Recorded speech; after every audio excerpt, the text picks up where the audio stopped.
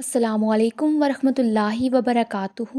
اپنے وہ نہیں ہوتے جو آپ کی غلطیوں اور عزتوں کا تماشا بنائیں، بلکہ اپنے وہ ہوتے ہیں جو آپ کی غلطیوں پر پیار، مان، بھروسے سے احترام اور ادب کا پردہ ڈالیں۔ کسی کی اصلی شخصیت دیکھنی ہو تو اس سے اختلاف کر کے دیکھ لو، اختلاف شخصیت کا ایکسرا ہے۔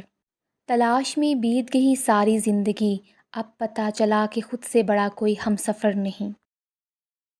اگر اللہ نے وہ لے لیا جسے کھونے کا تم تصور بھی نہیں کر سکتے تھے، تو یقیناً وہ کچھ ایسا بھی دے گا جسے پانے کا تم نے سوچا بھی نہ ہوگا۔ سخت ہاتھوں سے بھی چھوٹ جاتی ہیں انگلیاں، رشتے طاقت سے نہیں محبت سے تھامے جاتے ہیں۔ اپنا درد اپنے رب سے بانٹ لیا کرو، پھر درد جانے، دوا جانے اور خدا جانے۔